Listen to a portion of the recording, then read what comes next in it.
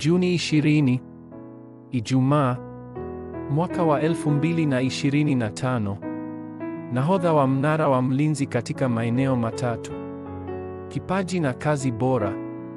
Isaya 62:6.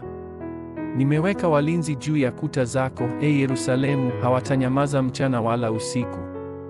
Ninyi mnaomwita Bwana, msijipe pumziko. Lazima uwe na jibu la uhakika kuhusu mabadiliko muhimu ya maisha yako katika familia yako, shule, masomo na mahali pa kazi. Kazi, biashara ni kwa sababu wewe ndiye nahodha wa mnara unaookoa ukoo wako. Lazima ugundue vipaji vyako kutoka kwa ukoo wa familia yako na ufanye kazi bora. Ni lazima uzingatie tu mambo ambayo lazima utupilie mbali, ambayo yalifundishwa kwa muda wa miaka 3 wakati wa huduma ya hadharani ya Yesu, pamoja na zile baptizan 7, safari 7 na miongozo 7, ambazo zinaokoa ulimwengu na pia zilifafanuliwa kwa siku 40 kwenye mlima wa Mizeituni. Kupitia siku 40 za maombi ya kujitolea, lazima ugundue tafakari takatifu na maombi ambayo yataleta miujiza.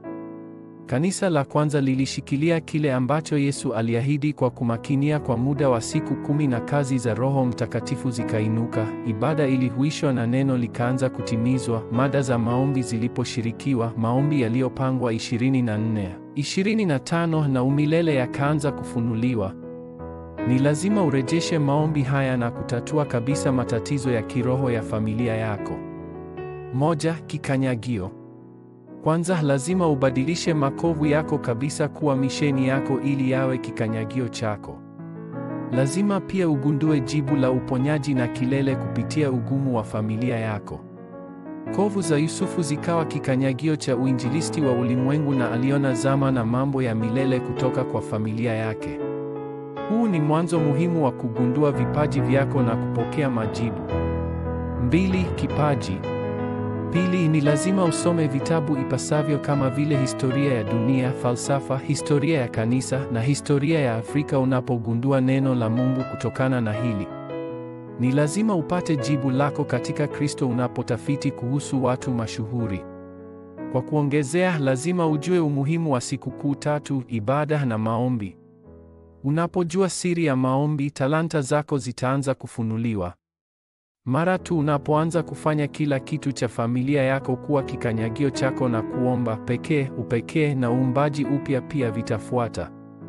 Kufanya vipaji vyako kuwa kazi bora ya familia yako ni kipengele muhimu zaidi cha maisha yako.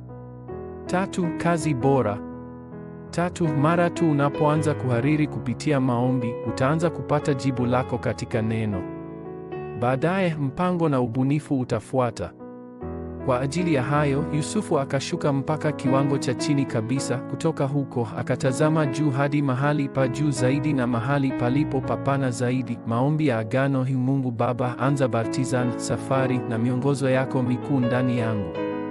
Nisaidie kugundua kazi yangu bora ndani ya ukoo wa familia yangu. Naomba pia nigundue mambo yako ndani ya hali yangu na unisaidie kutekeleza uinjilisti wa ulimwengu ninapovumbua talanta nilizopewa na Mungu. Katika jina la Yesu Kristo ninaomba. Amen.